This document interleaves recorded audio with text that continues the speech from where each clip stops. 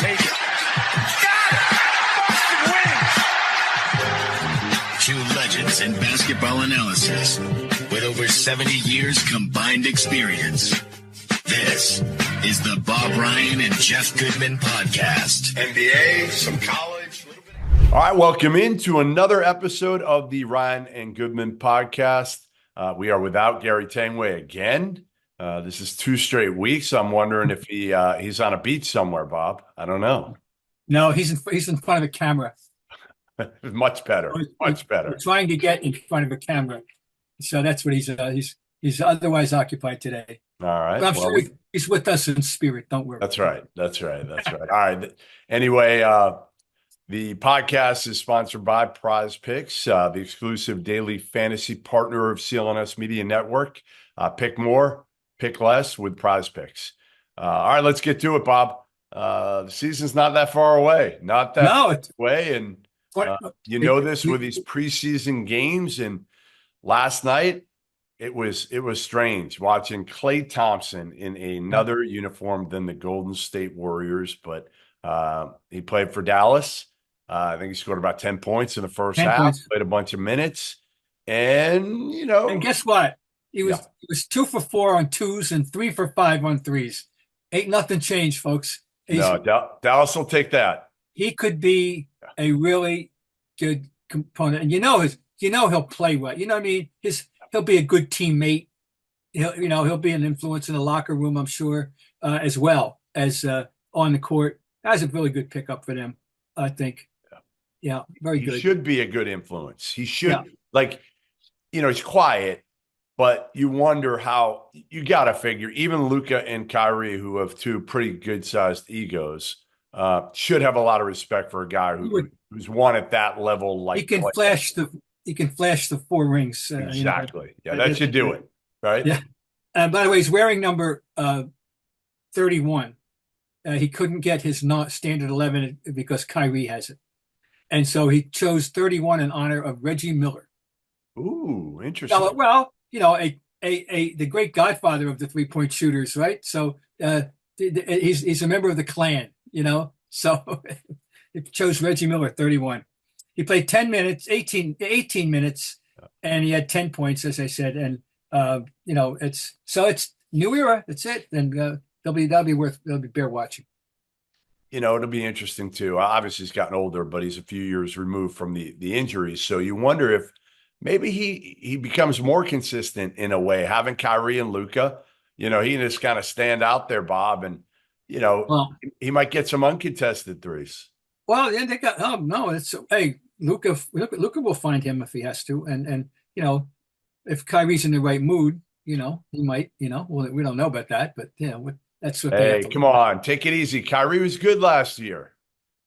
Yeah, he's talented. Look, he's one of the most gifted guards that's ever played in the NBA. We know that. He's got raw talent up the wazoo, but sometimes he gets a bit distracted. But anyway, no, they're going to be interesting. So, but it's, I wish Klay Thompson well. So I told you this last week when we did our pod. I ended up seeing Jaylen Brunson a few hours later down at College of Charleston. Yeah. And had a chance to chat with him for a while we were watching practice over there. And then he talked to the team for probably about 15, 20 minutes afterwards. And the first question I asked him, Bob, I'm like, why the hell did you leave $100 million on the table? And he looked at me, and the beauty of Jaylen Brunson is he's just so honest, first of all, that's just who he is. And the first thing he says to me, he's like, well, I wasn't eligible for it now. He's eligible for it next year, but okay. He goes, well, part of it is just kind of taking care of my future and stability and everything like that. And my dad only played 9 years in the NBA, so he didn't get the same perks when it came to I guess they get lifetime, maybe health benefits for immediate family or something like that if you get 10 years in. Oh, really? This takes me to 10 years in. Okay. Think about that concept and what he's thinking about and giving up, again, a boatload of money. Yeah. Because he's saying to himself, and I said, Jaylen, think about this. If I had told you this 5 years ago when you were at Villanova, that you would get this type of money forget about what you could have gotten next year and leaving him $100 million on the table, getting whatever it is, $40 million a year, something like that. What would you have said? And he looked at me, he's like, yeah, I would have said you were crazy. Yeah. Well, he's got great perspective, and I still have to say it every time. I was wrong. I loved him. I wanted him myself. But when Knicks got him and paid him what they paid him, I said, wait a minute, he's an auxiliary player. Yeah. This is overpaying. I'm sorry. I like him, but come on. Well, mea culpa 1,000 times over on that one. He's a great player. And he's been a godsend to the Knicks, and they're very lucky to have him. It was their first practice with Karl Anthony Towns that day. And he said, he goes, I got the ball in the post and was backing somebody down, what he does, right? He posts up, the only guard in the, like he's been doing that since Villanova, probably since high school days. And he said, I get the ball in the post and they double me. And I look out there and I see one of the best shooting big men in the history of the game out there wide open. And he's like, this is going to be fun. Oh, you're going to have to honor him. I mean, it's a plus minus. We know there's areas where he's not so great, but the man can shoot the basketball, and he will enhance that offense. I don't see any way you can say otherwise. They might be looking for him at the other end to do some stuff he's not used to doing or usually does. They know that. You think they're stupid? Not stupid. They know what the plus minus is on him. But boy, he's going to enhance them. There's no question about it. Yeah. You know what the beauty too of listening to him talk to the players of College of Charleston? Obviously, those kids were completely locked into him. Some of the things he said were interesting. The mental side of the game, more important than the physical side. But just listening to him when they were asking him questions, most guys, they rattle off an answer right away. And Jalen Brunson took a few seconds to come up with a thoughtful answer. Mm-hmm. It wasn't just throwing around some canned answer that he's been asked. He was actually thinking through this thing of how to help these kids, because let's face it, he was in a situation. He was highly recruited coming out of high school, but he said he goes, I'm not the fastest, not the biggest, I'm not the most athletic. Nothing about me jumps off the page, but I knew my role in college and I embraced it. I didn't fight it. I embraced my role in college, and eventually I was able to show people that I could do more. Mm-hmm. Mm-hmm. Yeah, no, he's one of those guys. He just knows how to play, capital letters. And there's got some guys are like that, are 6'5", some are 6'9", but he happens to be maybe 6'2" if we stretch him a little. And I think that's but boy, he's a basketball player. Yep. And so it's good. It's so good to hear this. It's good, nice to have people like that around in the league. Awesome. That's for sure. One of those guys that's not going to change. I can guarantee Jalen Brunson is not going to change. And his dad, Rick, was there, the Salem High School product. Yep. And it's kind of fun to watch him too. He was certainly very tough on Jalen when he was coaching and working him out when he was younger. All right, let's get to I think the most interesting thing, there's a lot of preseason games going on. You try to get what you can from some of these things. I'm looking at the rookies as much as anything, Bob. The Steph Castles in San Antonio, the Reed Shepherds in Houston, and just kind of seeing how they're doing. But there's an annual GM survey that comes out before every season. This one from NBA.com, and a lot of things in there, a lot of questions. 50 questions. So, we can't go through them all. You can now win up to 100 times your money on Prize Picks with as little as 4 correct picks. Hey, sign up today. Get $50 instantly when you play $5. You don't even need to win to receive the $50 bonus. It's guaranteed. Cook up hot takes with your friends and win real money this football season when you and your crew run your game on Prize Picks. This week on the Prize Picks football board, Justin Jefferson for more than 83.5 receiving yards and Patrick Mahomes for less than 267.5 passing yards. Download the app today and use code CLNS to get $50 instantly after you play your first $5 lineup. Again, download the app today and use code CLNS to get $50 instantly after you play your first $5 lineup. Prize Picks. Run your game. All right, so let's start with the big one. 83% of the GMs polled in this picked the Boston Celtics to repeat, to win again.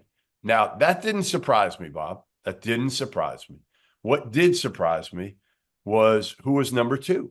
The Oklahoma City Thunder at 13%. So 96% of the people polled pick either the Boston Celtics or Massachusetts native Mark Dagnall's Oklahoma City Thunder. Mark, who coached at Holy Cross. He was I think he was basically I don't even know if he was a full-time assistant. He was.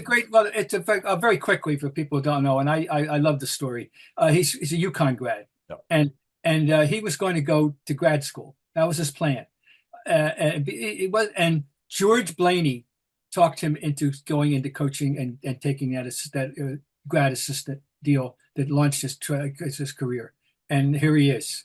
Amazing. Yeah, I have a question since we got him. Their first exhibition was against a New Zealand team, New Zealand Breakers. Okay, they went 117-89, something like that. He only played 8 guys. Yeah. What's up with that? That's very odd in the exhibition. And unless he was going to play a different 8 the next night fully, maybe. I don't know if he's done that. But the Celtics, by contrast, played 17 guys in the first exhibition game. I think part of it is maybe these guys at Oklahoma City are so young that he's not worried about minutes with the top. I know, but I just thought that was unusual for an exhibition because you're used to seeing. Is there anybody else, Bob? Bob, when you go, I mean, I assume you're picking the Celtics to repeat. Maybe you're not. Who's their biggest competition? Is it Oklahoma City? I'm just not. We don't know yet, but we got 2 teams in the East that I think have improved themselves, and I believe in themselves. The Knicks, or maybe they're going to be overhyped. That's been known to happen in New York City in any sport, and I'm not being parochial about this. I grew up in 60 miles from New York. But the press gets hyperventilated at times, and any sport, and with the Knicks, with the New York teams. Okay, but I'm one of their boosters. I like this lineup. I like the sufficient depth, I think, and I certainly respect Tom Thibodeau. So I think they're going to be a formidable challenger. I think that they're going to win 50s over under, and very likely 55. Celtics are going to have to match that just to win the division. And the Sixers with George and some good pieces. They added some depth and that they needed too. So I think now the next question, of course, is in the middle. Right now because of they think they answered it with Karl Anthony Towns, and certainly he's going to help their offense. And maybe when Mitchell Robinson gets healthy, which won't be apparently until January at earliest, they'll have a formidable, a nice 1-2 combo of contrasts, because Robinson is a defender and a alley-oop guy, and Towns is as skilled a offensive center really as there is in the league, frankly. I shouldn't say that. As long as Nikola Jokic is he's right. He's on the next tier. Yeah. Jokic is out by himself. Okay, now we draw a line. We got Embiid, we got Towns, who have similar offensive strengths. Anyway, the Knicks and the West. There's a lot of okay teams, but I think the Minnesota. I think they showed us something last year, and we'll see about them. But OKC, yeah, and but that is an overwhelming tribute to the Celtics, respect that they've earned. I agree. I mean, they're the prohibitive favorites in Oklahoma City. It's as I said, it's where I keep saying I got to do the homework, and I haven't done it, but I can't. I don't know of any other team that a champion who returned as many impactful players and lost. Put it this way, I'll go the other way. Didn't lose anything that mattered, nothing that mattered, and are still young enough. That's right now. People getting misled. Tatum and Brown are now in their prime. Their prime start at 25 to 30, 31. They're now in their prime. The guards are a little older. Holiday is definitely older, and White is, but and Al, of course, but Porzingis is in his prime. So when they get him, they're in their prime. The door is open, baby. All right, how many? I'm gonna put you to it here. And I know it's hard because we don't know what the rosters are going to look like for whatever teams they're going to be on. But how many titles, your guess, how many titles does Jason Tatum finish his career with? How many titles does Jaylen Brown finish his career with? And you have to take into account, it's a little bit of a guessing game here because you got to take into account too. Do they both stay with the Celtics long term? Like, your best guess is what? Two. Two apiece. Yeah. Yeah. Yeah. And if they don't do it this year, it'll be reminiscent of the last big three who had a 3-year window and they could have won all three except for injury. You don't know. If they're both healthy and breathing when the finals start or when the playoffs start, okay, we'll know. But everything's contingent on that for everybody. We know that. Historically, you go right back to 1958, for Christ's sake, with Russell being hurt. So, it's. But I think I'd like to say 3. I'd like to say, but I mean, I just respect the competition. It's hard to win, and there's a lot of good coaches out there, and I'm just being a little bit on the pessimistic side with 2. No, I think you're being realistic because a lot of people would be like, all right, they already won 1. They're in their prime now. They're going to win 3 or 4. Well, you know how hard it is to win 3 or 4 titles? No, we've had a team just do it. We have 2 of them in the last 20 years that have done it, or 3 with the Lakers. It's been done, but it's hard. So that's all. I'm just taking them year by year. I'm not going to get ahead of the game with it. I'm not, but that's the way I'm always cautiously optimistic. I'm not generally totally optimistic about anything. So, all right, let's run through a few of these. I'm just going to run down until we hit some interesting ones. If you were to start a franchise today and could sign any player, who would it be? Victor Wembanyama, no surprise there. Who's the best point guard? Luka gets the edge over Shea Gilgeous-Alexander. Best shooting guard, Anthony Edwards over Devin Booker. Best small forward, Jason Tatum by a landslide. I guess who's number 2? Yeah, a non small forward. Yeah, but to me, he is. I still can't. My head, I can't call him a guard at all. I know he's got the ball all the time. I never thought of him. I couldn't believe it when people were talking to him about Don. To me, he's a forward who handles the ball, but he's got the ball all the time. I understand that. But I guess when I think of point guards, I think of Tiny Archibald. Right. I think of Bob Cousy and Bob Davies. I think of Isaiah Thomas. But I don't think of a 6'7" Slovenian. And who isn't that fast or anything else. He's talk about knowing how to play, guy. Okay, but how about that fact that he finishes second in the voting for small forward and a first. So. Shouldn't they have to pick one position for him, Bob? But he is. He's beautifully positionless. It's nice. All right, okay. What stands out to you? Is there something? I'll give you one for me. There weren't a lot of huge moves over the offseason that were like. I mean, there were some impactful moves. Obviously, Paul George going to Philly. Yeah. Mikal Bridges to New York. Towns going to New York. We talked about, but the most underrated player acquisition I thought was interesting, and it is. Oklahoma City, Alex Caruso. How about that? He finishes 5th in that. Yeah. And I remember who was it? I think the Wall Street Journal is the guy who alerted me to him a few years ago. Really? It was Jason Gay. I pretty much. I mean, if it wasn't Jason, it was somebody that they have about this guy. He doesn't look like looks like he's your accountant, right? YMCA player. That's what that's like. Yeah. And the stats. The metrics favored him, basketball metrics, and favored him, not conventional statistics. But he is a 3-point shooter. But that his presence on the court was very impactful at the time, and you didn't realize this at the time. And he fools you. It's a complete because you look at him, you still can't take him seriously. And he's so good defensively now too. He's so good. But he makes threes and he makes the right play and that's a fact. Well, the one that right away, the number one question, I went, oh really? The number one pick for MVP is SGA. Yeah. Wow, I was a little surprised at that.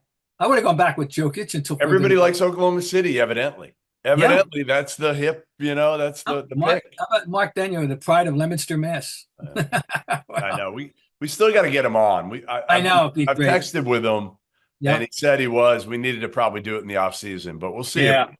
maybe get him on at some point here. Look, there's nothing like seeing a game live. I mean, watching it on TV is great. We have all the technology. We have our phones. We have access to everything. But being there in person is definitely the way to go. Game Time has a new feature called Game Time Picks that makes getting tickets to see your favorite teams play live even easier. Game Time filters out the fluff to show you only incredible deals on great seats so you don't have to waste time searching through thousands of tickets. For example, coming up in October, $147 to see the Dolphins at New England. That's a good deal, folks. That's an AFC each grudge match. Also, great deals on BC tickets, Boston College tickets, as they're headed in the right direction over at the Heights. Curated deals make it easier to find the best price on great seats. You got the super deal. Seat views before you buy. Lowest price guarantee, even cancellation protection, job loss protection. They've got so many different angles for you. Game Time Picks. Curation makes it easier for you to save more on sports, concerts, comedy, and theater. You could toggle along with all-in pricing. The feature shows the total up front with no surprise fees at checkout. Plus, you get a great view from your seat. Get a panoramic view from the seats that you're about to buy. You don't have to buy them, and you get the view, so you know what you're getting. Lowest price guarantee or Game Time will credit you 110% of the difference. Your purchase is covered with the most flexible customer service policy in the ticketing industry. Take the guesswork out of buying tickets with Game Time. Download the Game Time app, create an account, use code CLNS for $20 off your first purchase. Terms apply. Again, create an account and redeem code CLNS for $20 off. Download Game Time today. What time is it? It's game time. Rookie of the year, Bob, wide open. I think they have right three guys. Reed Sheppard. First of all, since most people don't even know who the number one pick was. Right. Literally. So, I'm trying to find who was it? I forget. Reed Sheppard got 50%. Reed Sheppard. He was second, and Steph Castle third. I like Castle. I'm a big Castle guy, but Reed Sheppard, I saw somebody put out something last week that I kind of laughed at, and they were like, Reed Sheppard has the best chance to be the next Steph Curry. And I'm like, no, don't do that. Well, that's putting. Don't do that. That's ridiculous. That's inevitable. Things like that and all that happens. People get those labels, and because they're, hey, he's a shooting guard, and he's fine, okay. Castle. Who would be the best player in 5 years? Reed Sheppard again by a big margin. Stephon Castle, Zachary Riesacher, how you pronounce it? Riesacher, Nasser Al-Mal, I should know better. Bob Carrington, who I know nothing about. He came out of Pitt. He's a 6'5", big combo guard, more of a point, who only played 1 year at Pittsburgh, was like a top 100 player coming into college. Okay. He's got huge upside, huge. But I love that 5 years ago, the pick was Zion Williamson. Yeah. For the five. Yeah. Okay. And, okay. How about this one, Bob? Bob, ready for this one? Yeah, go ahead. At his age, who is the best perimeter defender in the NBA? Drew Holiday, 43% of the votes. How about that? That's good. 33, right? At least 34 going on. Right. I mean, that's crazy. Yeah, here it is. Okay. Best player, defensive player in general, Wembanyama, and then Bam, Gobert, Holiday 4, Giannis, AD, and the very underrated, unknown Herb Jones. I love him. Love Herb. Classic auxiliary player, if you will. Yep. Yeah. Okay. Here's one for you. Ready? You ready for this one, Bob? All right. Who's the best coach in the NBA? Spoelstra got 69%. Mark Dagnall, second at 17%. Yeah, ahead of Steve Kerr. Yeah. Amazing. Yeah, good. Right? Yep. Spoelstra, though, he can get that speech ready for Springfield any day now that he's going to make in a few years. I can tell you that. That coach makes the best in-game adjustments. Tyronn Lue. Interesting. Yeah. But that's close with Spoelstra. And Denyo, right up there, number 3. Best offense, Rick Carlisle. Joe Mazzulla, second. Okay. Of course, it helps. It helps when you've got everybody. You can put 5 guys on the floor to make threes at a time, but that's okay. Yeah, we don't mind that. Defensive schemes, Spoelstra. Chris Finch, very close with Tibbs and Finch. Joe's 4th. Yeah.